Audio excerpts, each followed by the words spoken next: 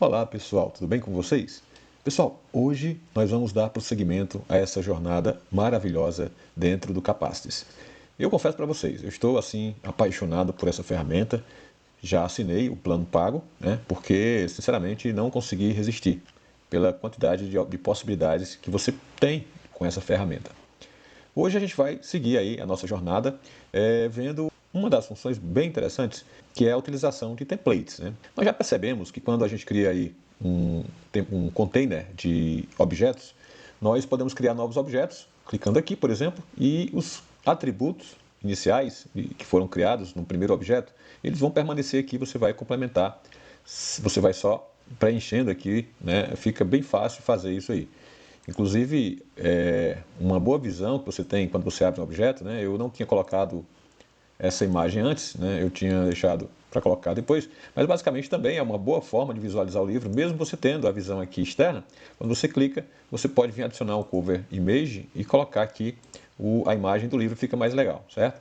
No entanto, a gente só colocou propriedades, né? Nós não colocamos nenhum texto ainda dentro do objeto, ok? Nenhuma consideração mais pessoal, né?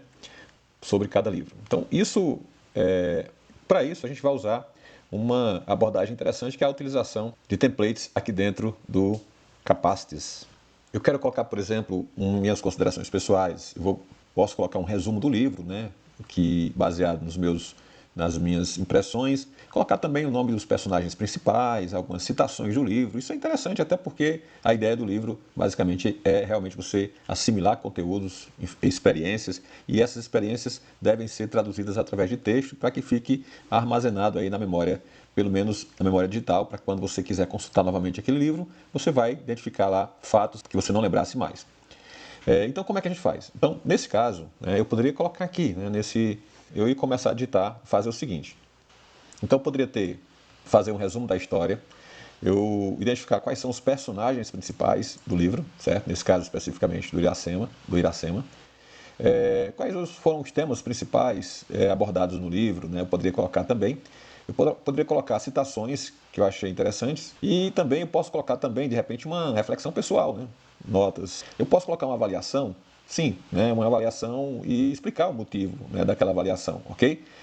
Eu poderia colocar uma opção para recomendar ações, ou seja, eu recomendaria esse livro ou não. Eu poderia colocar isso nas propriedades, né? Colocar, tipo, por exemplo, uma avaliação de 0 a 5 e tal. Mas às vezes é interessante você digitando, né? Eu acho mais prático, e até você consegue assimilar melhor e acaba memorizando também melhor. Beleza, então eu posso fazer isso aqui, incluir esses dados aqui, digitando, né? No entanto, eu vou salvar aqui, né? Na verdade, quando eu saio aqui do objeto, né, meu objeto Iracema, ele está aqui, né? Tudo que eu salvei, ele vai salvar automaticamente. No entanto, quando eu vier para o próximo livro, por exemplo, o Guarani, né, ele não vai estar com aquelas informações. Eu precisaria copiar e colar aqui dentro os tópicos mais importantes, e ter que estar apagando, né, o que eu escrevi de forma específica para aquele livro lá, e aí é meio trabalhoso. Então é para isso que existem os templates, né, dentro do Notion. Então, nesse caso, por exemplo, como eu fiz isso aqui, certo? Imagine que eu criei isso aqui. Antes de começar a colocar minhas observações pessoais, eu posso fazer o seguinte. Então vamos lá. Eu venho aqui, quando eu clico aqui, eu venho em Object Settings, certo? E aqui embaixo, né, eu posso, além de adicionar novas propriedades, eu também tenho a opção de definir templates, ok? Clicar em New Template, e aí você vê que ele vai pegar um template do tipo livros, né? E aí eu só colo aqui uma vez, certo? Isso aqui vai ficar, então nesse caso aqui ele vai ficar em branco, então nós temos um template aqui já salvo, ok? Então nesse caso aqui eu salvei, beleza? Um template, e vou dar um nome a esse template. Nesse template aqui vou colocar de template livros, beleza? Ok, então criei aqui o template. Como é que eu faço para usar? Voltando aqui, vou apagar isso aqui, que eu criei anteriormente. Pronto. Voltando aqui para essa tela, né, dos livros, então agora eu posso usar esse template. Como?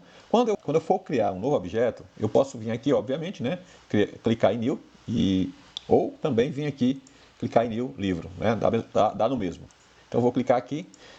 Nessa tela agora, se vocês observarem aqui embaixo, aparece o template livros. Então é simples, clicou aqui, você já pode colocar o nome do novo livro e pronto, está salvo. Coloca os dados, faz as suas observações pessoais. Eu poderia colocar aqui, eu acabei esquecendo de uma propriedade também que eu acho importante no controle de leitura de livros, que é a data de início da leitura e a data de término da leitura, certo? Mas isso eu não vou fazer agora não, já que a gente está apenas compreendendo o funcionamento da ferramenta.